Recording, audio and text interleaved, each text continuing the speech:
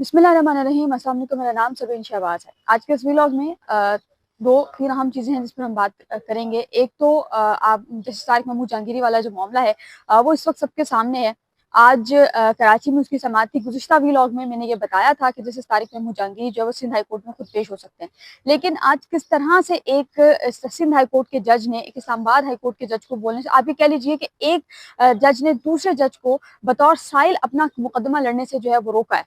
क्या कुछ हुआ उस केस की तफसीलात आपके सामने रखूंगी, और दूसरे हिस्से में हम chief justice Islamabad high court Sarfaraz Dogar साहब के हवाले से बात करेंगे कि उनकी सुप्रीम कोर्ट ऑफ पाकिस्तान में एंट्री हुई है और बड़ी सरप्राइज एंट्री है ये। किस ओहदे पर वो सुप्रीम कोर्ट ऑफ पाकिस्तान आए हैं और मुस्तकबिल में उनका यह ओहदा जो है ये सुप्रीम कोर्ट ऑफ पाकिस्तान के लिए या इस्लामाबाद हाई कोर्ट के लिए कैसा साबित हो सकता है, उस पर भी हम बात करेंगे। लेकिन व्लॉग के बाकायदा आगाज से पहले गुजारिश है कि अगर चैनल सब्सक्राइब नहीं किया आपने तो अभी तक जो है वो चैनल सब्सक्राइब कर लीजिए और कमेंट सेक्शन में अपनी कीमती राय से जरूर आगाह किया कीजिए। नाज़रीन, चीफ जस्टिस तारिक महमूद जहांगीरी को इस्लामाबाद हाई कोर्ट के चीफ जस्टिस सरफराज डोगर साहब ने जुडिशल वर्क से जो है वो रोका था।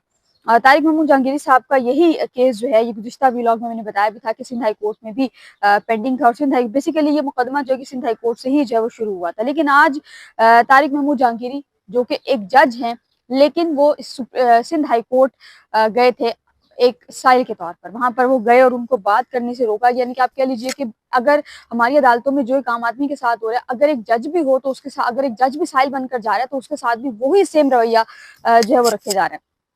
तारिक महमूद जहांगीरी साहब जो हैं वो आज वहां पर गए और उन्होंने कहा कि भाई मैं अल्लाह और उसके नबी को हाजिर नाजिर जानकर कहता हूँ कि मैंने जो डिग्री है वो खुद इम्तिहानात दे कर ली है और मैंने अपने जो अहदा है, जो हल्फ है, उसकी पासदारी की है। मैं थोड़ा सा समात के हवाले रखती हूँ, फिर इस पर तजिया शुरू करते हैं। एडवोकेट जनरल सिंह जो उनकी जानिब से कहा गया कि ये दरखास्त जो है निपटा दी गई थी और अगर ये मुतासिर हैं तो अपील फाइल करें। जस्टिस के आगा उनकी जानिब से कहा गया कि तमाम फरीकैन अपनी बारी पर दलाइल दें, दरमियान में मत बोलें। ये बशमूल जस्टिस तारिक महमूद जहांगीरी, जस्टिस के आगा जो है वो कह रहे हैं कि तमाम लोग जो है वो अपनी अपनी बारी पर बोलें।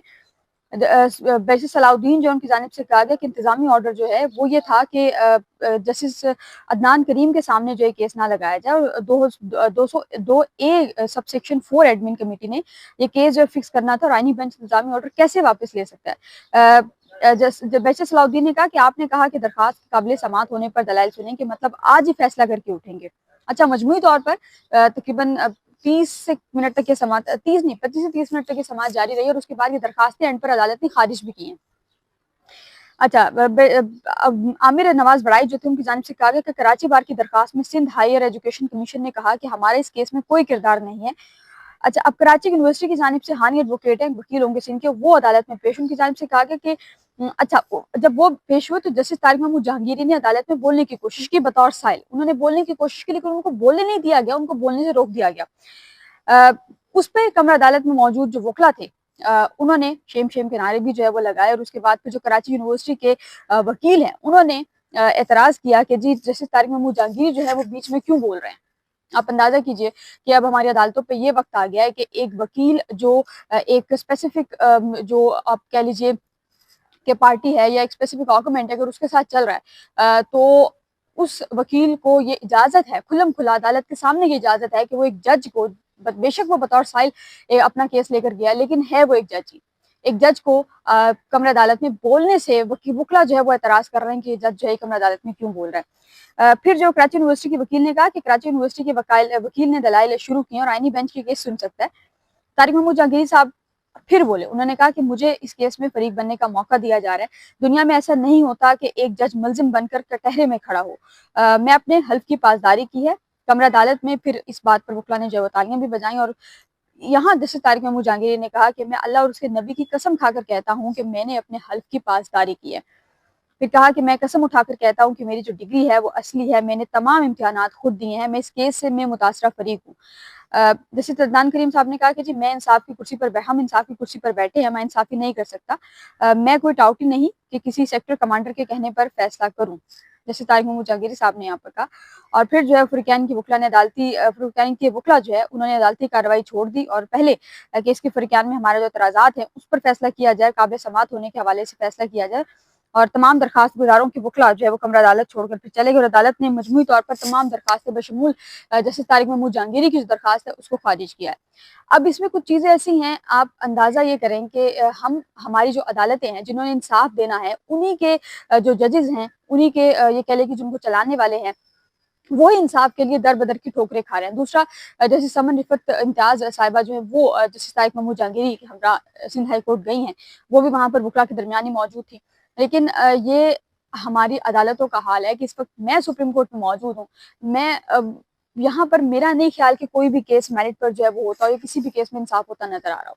इसी तरह इस्लामाबाद हाई कोर्ट है, रावलपिंडी और इस्लामाबाद की अगर हम बात कर लें तो इस्लामाबाद हाई कोर्ट है, डिस्ट्रिक्ट कोर्ट है। एक केस सारा इनाम का केस था जो 3 साल सारा इनाम की कल जो है वो परसों बरसी थी, तीसरी बरसी थी और उसका मुल्ज़िम उसी का शौहर है। तमाम सबूत उसके खिलाफ है, लेकिन उसको किस बेस पर छोड़ा जा रहा है कि जी वो एक ताकतवर शख्स का बेटा है। सिर्फ इस बेस पर उसको छोड़ा जा रहा है। छोड़ा क्या जा रहा है, मतलब उसको सज़ा हो चुकी है, वो इस वक़्त जेल में है, लेकिन फांसी की सज़ा उसको हो चुकी है और फांसी की सज़ा पर जो है वो अमल दरामद नहीं किया जा रहा।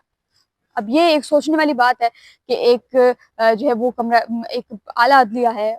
मैं सुप्रीम कोर्ट में हूँ, लेकिन इस्लामाबाद हाई कोर्ट इस्लामाबाद में भी 3-4 अदालतें मज़ीद हैं और तमाम अदालतों में कोई भी ऐसा नहीं है कि जहाँ पर इंसाफ जो है वो किया जा रहा हो।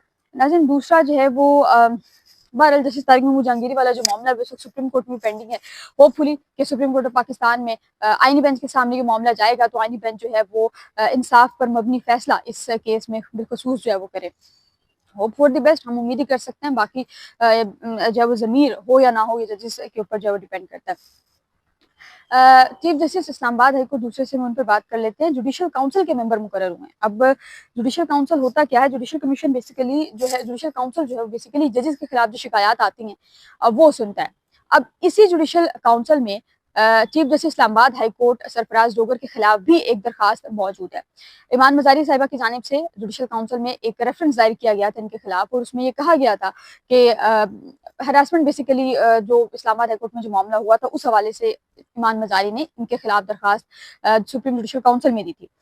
अब इंटरेस्टिंग चीज़ ये है कि कराची हाई कोर्ट के सिंध हाई कोर्ट के जज साहब जो हैं जब रिटायर हुए तो उसके बाद chief justice Islamabad high court Sarfaraz Dogar साहब जो हैं वो जुडिशल काउंसिल के मेंबर मुकर्रर हुए हैं। इस्लामाबाद हाई कोर्ट के जुडिशल काउंसिल के मेंबर जो है गुज़िश्ता रोज़ इनको मुकर्रर किया गया है और उनको मुकर्रर होते साथ ही सुप्रीम जुडिशल काउंसिल का जो इजलास है वो एक होना ही था, यानी कि अक्टूबर के फर्स्ट वीक में या सेकंड में, यानी कि अक्टूबर के महीने में पहले 3 हफ्तों में से किसी भी एक हफ्ते में जुडिशल काउंसिल का जो इजलास है वो बुलाया जाएगा और उसमें जजेस के खिलाफ जो शिकायत है उस पर कार्रवाई के लिए जुडिशल कमीशन का जो इजलास है वो बुलाया जाएगा। लेकिन ये खबर बेसिकली नहीं है। खबर जो असल खबर है वो ये है कि सरफराज डोगर साहब जो हैं वो जुडिशल काउंसिल के मेंबर तो बन गए, गुज़िश्ता रोज़ इस चीज़ का बाज़ाब्ता ऐलान भी हो गया, सब कुछ हो गया। लेकिन एक इंटरेस्टिंग और इम्पोर्टेंट चीज़ वो ये है कि सरफराज डोगर साहब ने कहा है कि तारिक जहांगीरी, मोहसिन अख्तर कियानी और एजाज इसाक के खिलाफ जो कार्रवाइयाँ होंगी, justice chief justice Islamabad high court Sarfaraz Dogar बतौर जुडिशल काउंसिल मेंबर जो है वो उसमें नहीं बैठेंगे। जस्टिस तारिक महमूद जहांगीरी के खिलाफ एक केस है, मुबैना डिग्री का केस, वो यहाँ पर पेंडिंग है, जुडिशल काउंसिल में पेंडिंग है। सरदार एजाज शाह खान साहब पर भी एक चीज़ जो है वो पेंडिंग है। अब देखें, अपने अदालत के जजेस को इंसाफ नहीं दे रहे, लेकिन उनके खिलाफ केसेस सुनने की हिम्मत नहीं है। उनके खिलाफ जो रेफरेंसेस आए हैं वो सुनने की हिम्मत नहीं है। दूसरा, आप ये भी कह लीजिए तो डोगर साहब को अपना भी खतरा है कि अगर जुडिशल काउंसिल ने ये तमाम केसेस जो है वो अगर निपटाए तो फिर आने वाले दिनों में ये केसेस जो है क्या हो, क्योंकि आने वाले दिनों में अगर अक्टूबर में इजलास बुलाया जा रहा है तो ज़राए ये बता रहे हैं कि अक्टूबर में जुडिशल काउंसिल का जो इजलास होगा उसमें फर्स्ट प्रायोरिटी जो है वो जस्टिस तारिक महमूद जहांगीरी वाला जो केस है उसको रखा जाएगा और उसके बाद फिर बाकी जो केसेस हैं आहिस्ता आहिस्ता वो जो है वो चलेंगे, क्योंकि जुडिशल काउंसिल का इजलास होता बहुत कम है। तो बहरहाल पहले जो है वो फैसला होगा जस्टिस तारिक महमूद जहांगीरी वाले केस का। लेकिन डोगर साहब कह रहे हैं कि मैं जस्टिस तारिक महमूद जहांगीरी वाला केस या जस्टिस सरदार एजाज शाह खान, यानी कि इस्लामाबाद हाई कोर्ट के जितने भी जजेस के खिलाफ शिकायत हैं वो सुनने के लिए डोगर साहब अवेलेबल नहीं होंगे जुडिशल काउंसिल के लिए। नाज़रीन, ये हमारी अदलिया के हालात हैं। हालात आपके सामने हैं। आज वकला का एक गोलमेज कॉन्फ्रेंस है, इस्लामाबाद में ये कॉन्फ्रेंस होने जा रही है और मुमकिन तौर पर इस कॉन्फ्रेंस के अख्ताम पर एक अहम जो ऐलान है वो भी मुतवक्की है। फिल वक्त के लिए इतना ही। मुझे अपनी दुआ में याद रखना, बहुत ख्याल रखिएगा।